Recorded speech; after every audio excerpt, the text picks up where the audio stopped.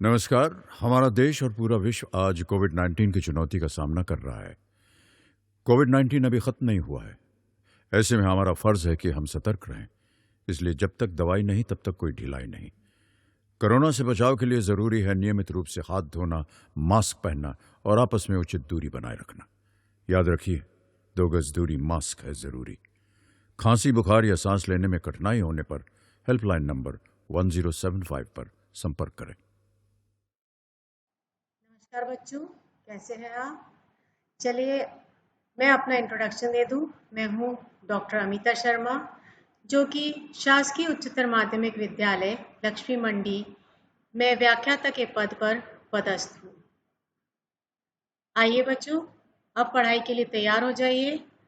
आज हम जीव विज्ञान के अध्याय 3 में मानव जनन के बारे में पढ़ेंगे।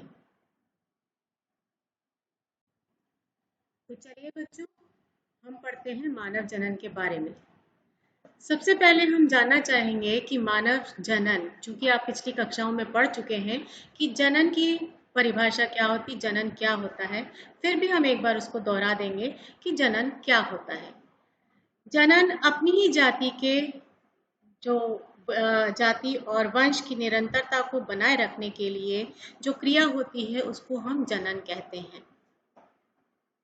जनन, यहाँ पर हम मानव जनन की बात कर रहे हैं तो जनन की क्रिया होती है लैंगिक जनन।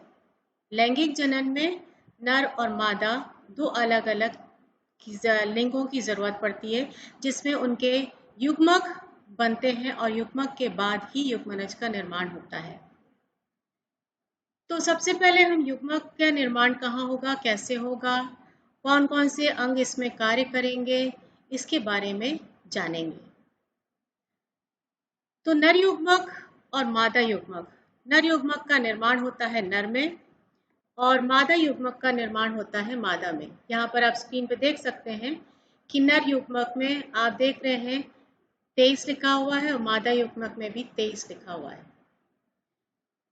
चाहे वो नर हो चाहे मादा हो, मानवों में गुणसूत्रों की संख्या 46 होती है और ये 46 जो गुणसूत्रों की संख्या होती है, इसको निरंतर बनाए रखने के लिए ही ये लैंगिक जनन की क्रिया होती है। विभाजन आपने पढ़ा है पिछली कक्षाओं में कि विभाजन 2 प्रकार का होता है। एक होता है समसूत्री विभाजन, दूसरा होता है अर्धसूत्री विभाजन। यहाँ पर अर्धसूत्री विभाजन की क्रिया होती है, बाकी पूरे शरीर में केवल समसूत्री की क्रिया होती है, लेकिन जनन कोशिकाओं में अर्धसूत्री विभाजन की ही क्रिया होती है। यहाँ पर आप देख रहे हैं कि नर में 46 गुणसूत्र होते हैं।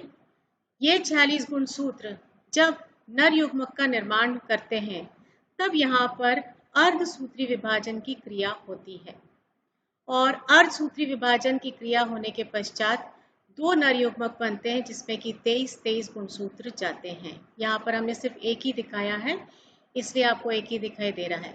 इसी प्रकार मादा में भी 46 गुणसूत्र होते हैं और वहां पर भी अर्धसूत्री विभाजन की क्रिया होती है और उसके द्वारा 23 गुणसूत्र का एक अंडक बनता है।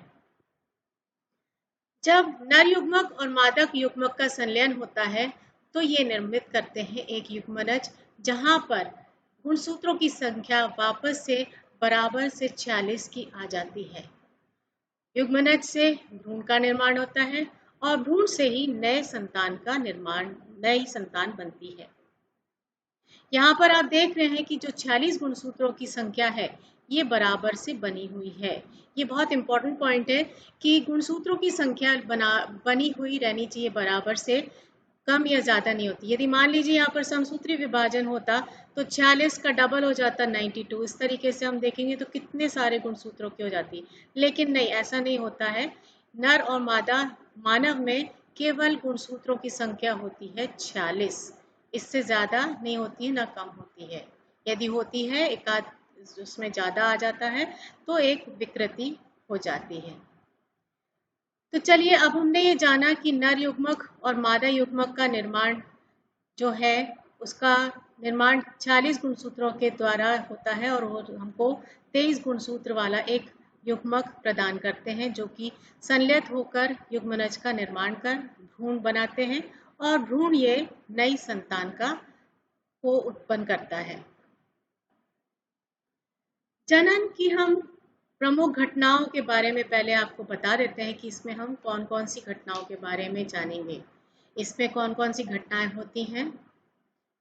एक होता है युग्मक जनन, दूसरा होता है युग्मक स्थानांतरण, तीसरा होता है निषेचन, रोपण, गैस्टेशन, प्रसव। युग्मक जनन में जैसा कि शब्द का अर्थ आपको समझा रहा है, युग्मकों का निर्माण होना। फिर युग्मक का स्थानांतरण होता है।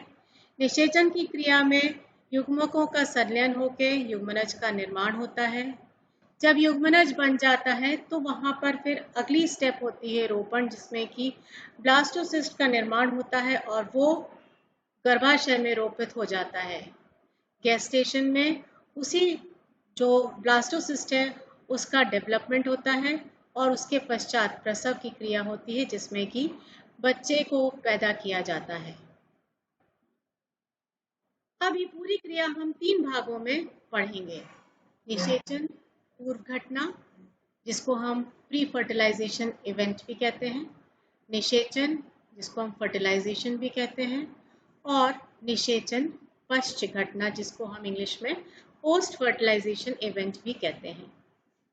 निषेचन पूर्व घटना, ये घटना होती है निषेचन के पूर्व।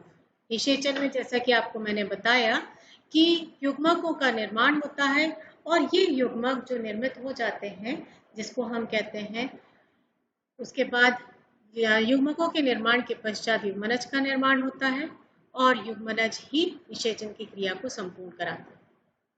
इसके पूर्व, निषेचन के पूर्व की जो घटना होती है उसमें युग्मकों का निर्माण होता है। यहाँ पर युग्मकों का निर्माण होगा और निषेचन पश्च घटना में जो युग्मनज बन गया है उसके बाद जो भ्रूण का निर्माण होता है वो भ्रूण कैसे बनता है और कैसे एक बच्चा उत्पन्न होता है वो प्रक्रिया इसमें समझाई जाएगी। तो चलिए हम सबसे पहले बात करते हैं पहली घटना की, निषेचन पूर्व घटना। निषेचन पूर्व घटना में दो प्रक्रियाएं होती हैं। एक पहली जिसको हम युग्मक जनन कहते हैं, दूसरी जिसको हम कहते हैं युग्मक स्थानांतरण। युग्मक जनन की प्रक्रिया, जैसा कि मैं आपको बता चुकी हूँ कि यह वह प्रक्रिया है जिससे युग्मक का निर्माण होता है। ये बहुत इंपॉर्टेंट है। युग्मक जनन किसे कहते हैं? यह वह प्रक्रिया है जिससे युग्मक का निर्माण होता है। इसमें 2 प्रकार के युग्मकों का निर्माण होता है, एक शुक्राणु और दूसरा अंडाणु। शुक्राणु जनन की प्रक्रिया होती है नर में, जिसके द्वारा शुक्राणुओं का निर्माण होता है। शुक्राणुओं को हम इंग्लिश में स्पर्म्स भी कहते हैं। और मादा में अंडाणु जनन अर्थात oogenesis की प्रक्रिया होती है, जिससे कि अंड कोशिका का निर्माण होता है, अंडक का निर्माण होता है, जिसे हम ओवम भी कहते हैं इंग्लिश में। जब ये शुक्राणु जनन की क्रिया से शुक्राणु का निर्माण होता है और अंडाणु जनन से अंड कोशिका का निर्माण होता है, यह पूरी प्रक्रिया बहुत इंपॉर्टेंट है। ये परीक्षा की दृष्टि से भी बहुत इंपॉर्टेंट है। स्पर्मेटोजेनेसिस, oogenesis, ये कई बार पूछे भी जाते हैं इसमें प्रक्रिया कि ये कैसे होती है।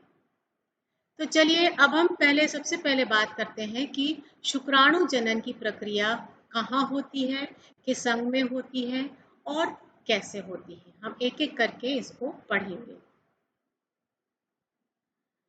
सबसे पहले नर में शुक्राणुओं का निर्माण होता है। नर में वे कौन कौन से अंग होते हैं जो शुक्राणुओं के निर्माण, या हम कह सकते हैं कि जनन अंग कौन से होते हैं वो जो जनन में सहायता करते हैं।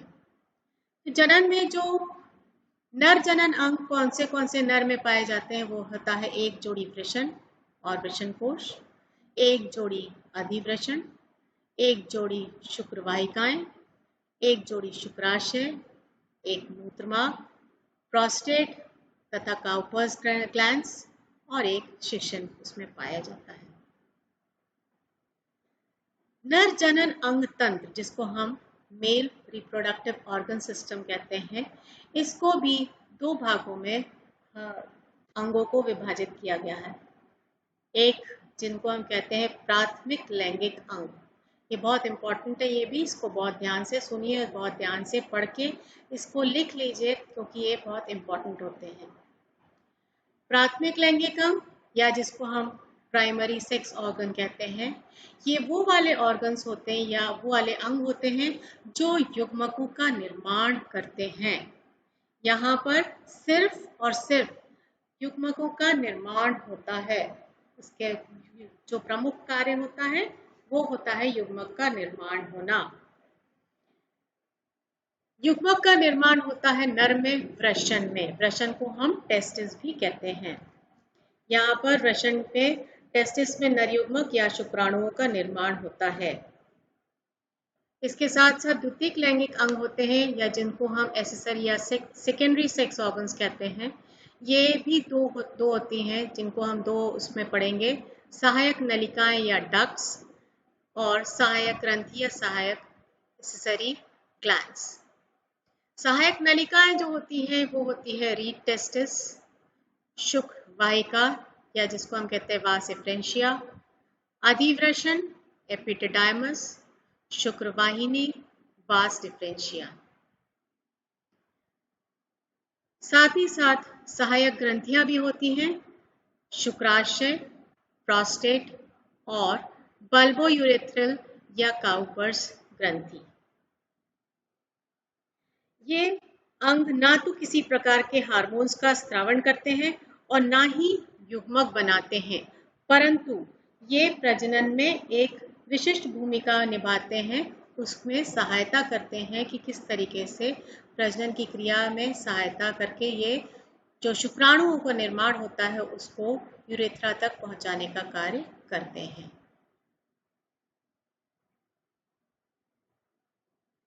नर जनन तंत्र के बारे में बात की तो अब हम एक एक अंग को इसमें लेके चलेंगे कि उसमें कौन कौन से अंग भाग लेते हैं, उसमें कौन से अंग में शुक्राणु का निर्माण होता है, कौन से अंग शुक्राणुओं को लेके जाते हैं और शुक्राणु कहाँ बनते हैं, कौन सी कोशिकाओं में बनते हैं, इन सब के बारे में अब हम अध्ययन करेंगे। तो सबसे पहले जो मेन रिप्रोडक्टिव ऑर्गन है हमारे इसमें नर में वो है वृषण, जिसको हम इंग्लिश में कहते हैं टेस्टिस। यह एक जोड़ी पाया जाता है जो कि एक वृषण कोश के अंदर स्थित होता है।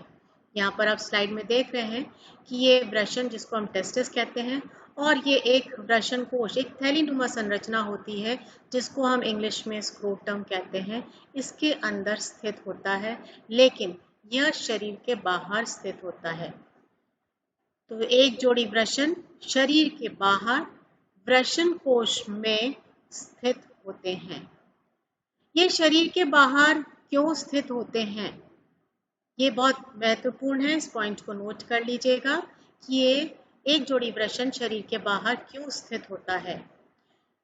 वृषण कोश में शरीर के बाहर स्थित होता है क्योंकि यहाँ पर टेम्परेचर, जो बॉडी का टेम्परेचर होता है उससे 2 या 3 डिग्री सेंटीग्रेड तापमान जो है वो कम होना चाहिए, क्योंकि इसी तापमान में, कम तापमान में ही शुक्राणुओं का जनन होता है या शुक्राणुओं का निर्माण की प्रक्रिया ज्यादा तापमान में नहीं होती है, कम तापमान में ही होती है।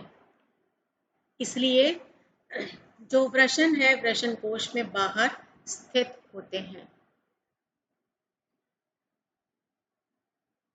इसी में वृषण की जब हम देखते हैं कार्ड को, उसमें हम देखते हैं कि इसमें आप देख रहे हैं कि चेम्बर्स बने हुए हैं। ये वृषण में लगभग 250 की संख्या में ये चेम्बर्स बने हुए होते हैं। मैंने आपकी सुविधा के लिए यहाँ पर केवल 4 चेम्बर्स बनाए हुए हैं। ये चारों चेम्बर्स लगभग, ये 4 नहीं होते हैं, ये 250 के करीब होते हैं और इनको हम कहते हैं टेस्टिकुलर लोब्यूल या हिंदी में हम कहते हैं वृषणीय पिंडक। ये वृषणीय पिंडक जो होते हैं 250 की संख्या में होते हैं। इन वृषणीय पिंडक जो होते हैं इसके अंदर अति कुंडलित, बहुत ज्यादा कॉइल्ड स्ट्रक्चर पाया जाता है जिसको हम कहते हैं शुक्र जनन नलिका। इसकी संख्या 1 से 3 होती है। ये शुक्रजन नलिकाएं जो होती हैं, ये नलिकाएं ही शुक्रजन का निर्माण करती हैं। इन शुक्रजन नलिकाओं के बीच में बहुत सारी रुधिर वाहिकाएं, तंत्रिकाएं, कोशिकाओं के छोटे छोटे समूह भी पाए जाते हैं।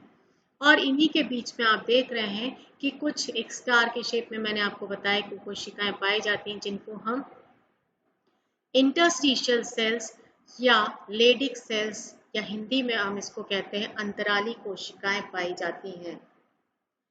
ये अंतराली कोशिकाएं बहुत महत्वपूर्ण रोल अदा करती हैं, ये बहुत महत्वपूर्ण होती हैं। क्यों होती हैं? क्योंकि ये टेस्टोस्टेरॉन जो कि नर हार्मोन होता है उसका स्रावन करती हैं और उसके साथ साथ नर के द्वितीयक लैंगिक लक्षणों के विकास को प्रेरित करती हैं। यहाँ पर वृषण में यहाँ पर स्थित जो शुक्रजन नलिका है, यहाँ पर शुक्राणुओं का निर्माण होता है और इन्हीं अंतराली कोशिकाओं के द्वारा जो है एंड्रोजन्स और टेस्टोस्टेरॉन जो कि नर हार्मोन होता है उसका निर्माण होता है। इसीलिए ये जो जनन की प्रक्रिया होती है ये किशोरावस्था से चालू हो जाती है, 13 से 14 वर्ष के बीच में। जब परिपक्व हो जाते हैं तब ये प्रक्रिया शुरू होती है। और तभी ये क्यों होती है? क्योंकि तभी ये मेल हार्मोन्स जो है उनका स्रावन शुरू हो जाता है। अब हम यदि इसकी काट को देखें, किसकी? शुक्रजन नलिका जो है, जनक नलिका, इसकी हम काट का चित्र देखेंगे। यहाँ पर से हम इसको बीच में से ये पूरी एक लंबी कर ली, हमने उसको काट दिया। काट के हम देखेंगे तो इसमें हमें 2 प्रकार की कोशिकाएं दिखती हैं। ये मैंने 2 अलग अलग कोशिकाएं आपको बना के बताई है, जिसमें हमने एक क्रॉस बना दिया और एक 0 बना दिया है। क्रॉस वाली सर्टोली कोशिकाएं और दूसरी कहलाती हैं स्पर्मेटोगोनिया। इसको हम बहुत अच्छे से और अध्ययन कर सकते हैं। ये है स्पर्मेटोगोनियम जो कि एक लेयर की एपिथेलियम की बनी हुई होती है और इसी में एक बड़ी सी कोशिका जिसको हम कहते हैं सर्टोली कोशिका या सर्टोली सेल्स होती हैं। इसमें 2 प्रकार की कोशिकाएं पाई जाती हैं। स्पर्मेटोगोनियम स्पर्मेटिड्स का निर्माण करती है, अर्थात शुक्र जनन करती है, शुक्राणुओं का निर्माण करती हैं।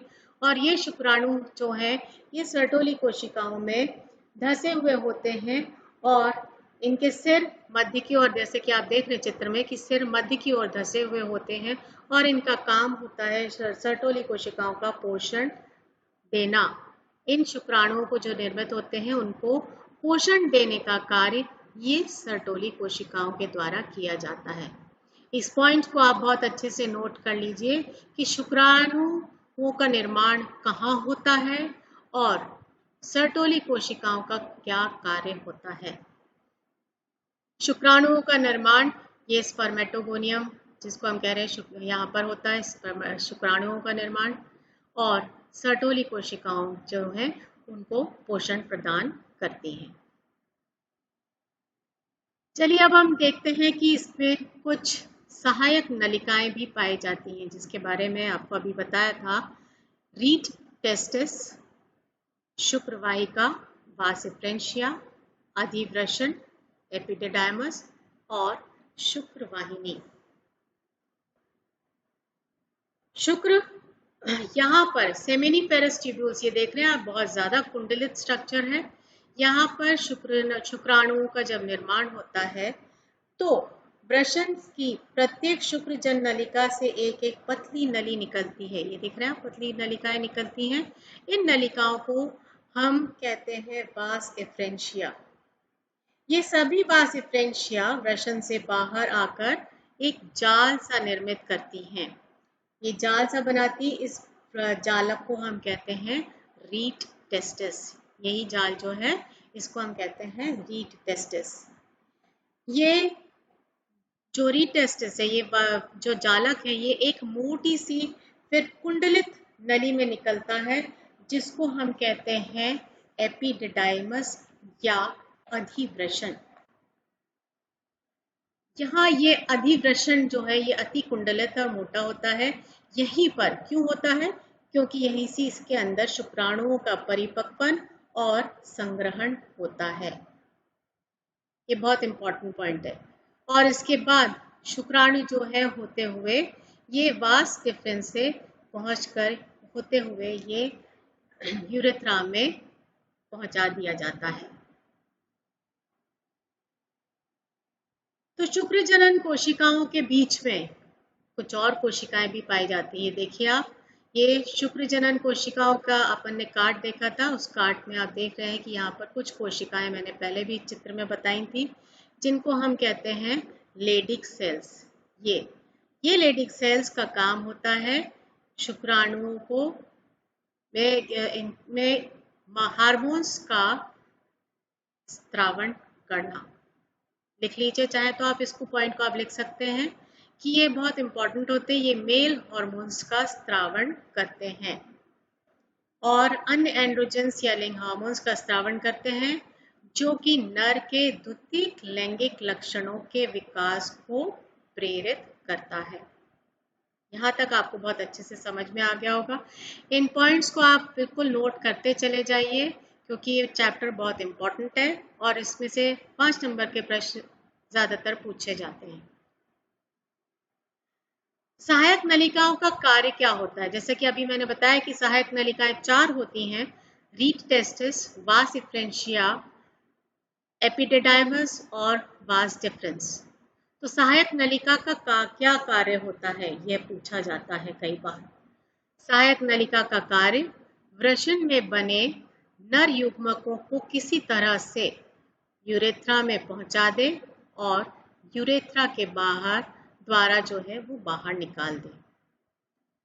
इसमें रीट टेस्टिस क्या करता है? रीट टेस्टिस नर युग्मक शुक्र नलिका से बाहर आता है। ये सहायक नलिकाओं का कार्य होता है, जो कि बहुत इंपॉर्टेंट होता है। अब हम जानेंगे कि इसमें जो सहायक ग्रंथियां होती हैं वो कौन सी होती हैं और उनका कार्य क्या होता है। सहायक ग्रंथियां होती हैं शुक्राशय, प्रोस्टेट और बल्बोयूरेथ्रा। शुक्राशय, जिसको हम कहते हैं सेमाइनल वेसिकल इंग्लिश में, यह एक तरल प्रकार का पदार्थ स्रावित करता है, जो कि वीर्य का अधिकांश भाग बनाता है और इसमें फ्रक्टोज, प्रोटीन और प्रोस्टाग्लैंडिन्स रहते हैं। प्रोस्टेट ग्रंथि में से एक प्रकार का दूधिया पदार्थ का स्रावण होता है, जिसके अंतर साथ में साइट्रेट, फॉस्फेट और बहुत सारे प्रोटियोलिटिक एंजाइम्स भी होते हैं। बल्बोयूरेथ्रल, जिसको हम काउपर्स ग्रंथि भी कहते हैं, यह एक तरल पदार्थ स्रावित करती है, जो कि लुब्रिकेशन में सहायता करता है। तो बच्चों, आज आपने बहुत अच्छे से इसका अध्ययन कर लिया है। अब हम बताते हैं कि इसका जो पूरा किस तरीके से, किस रूट को शुक्राणु जो निर्मित होता है वो कहाँ से कैसे जाता है और कैसे वो यूरेथ्रा तक पहुँचता है। तो इसका जो रूट होता है वो कौन सा रूट होता है, यहाँ पर देख रहे हैं आप। सेमिनिफेरस ट्यूब्यूल्स अर्थात शुक्र जनन नलिका से शुक्राणुओं का निर्माण होता है। ये शुक्राणु निर्मित होकर रीट टेस्टिस के द्वारा वास इफ्रेंशिया से होते हुए अधिवृषण में पहुंचते हैं। यहीं पर उन शुक्राणुओं का परिपक्वन और संग्रहण होता है। इसके पश्चात वे जाते हैं वास डिफरेंस, जो कि एक 30 सेंटीमीटर लंबी नलिका होती है, जो कि शुक्राशय में खुलती है और शुक्राशय से होते हुए ये उसमें शुक्राणुओं को शुक्राशय में लाती है और सीधे जाके यूरेथ्रा में उसको खोल देती है। अर्थात जो शुक्राणु यहाँ निर्मित होता है वो यूरेथ्रा तक पहुंचा दिया जाता है इस रास्ते के माध्यम से। प्राथमिक लैंगिक अंग से किसका निर्माण होता है? दूसरा प्रश्न, युग्मक जनन से आप क्या समझते हैं? सहायक जनन अंग कौन से हैं? वृषण कोश में शरीर के बाहर क्यों स्थित होता है? ये बहुत इंपॉर्टेंट क्वेश्चन है। ये कई बार पूछा भी जाता है, नीट में अक्सर पूछा जाता है कि वृषण कोश में शरीर के बाहर क्यों स्थित होता है। तो इसका आपको जवाब देना चाहिए कि वृषण कोश में शरीर के बाहर स्थित होता है ताकि वो शरीर के तापमान से 2 या 3 डिग्री सेंटीग्रेड कम तापमान को मेंटेन कर सके। इसका मेंटेनेंस भी जो है वो 2 प्रकार की मसल से होता है, जिसको हम कहते हैं, एक डार्टॉस मसल्स होती हैं और एक क्रेमास्टर मसल्स होती हैं, जो कि इसमें सहायता करती हैं तापमान को बनाए रखने के लिए। यह भी इम्पोर्टेंट प्रश्न है कि अंतराली कोशिका का क्या कार्य है। अंतराली कोशिका या जिसको हम लेडी कोशिका भी कहते हैं, इसका कार्य होता है हार्मोन्स को उत्पन्न करना। और सर्टोली कोशिकाओं का क्या कार्य होता है। सर्टोली कोशिकाएं, जैसे कि आप जानते हैं कि सर्टोली कोशिकाएं जो है, जो शुक्राणु बन जाते हैं, उनमें पोषण देती हैं ताकि वो अपना कार्य कर सकें।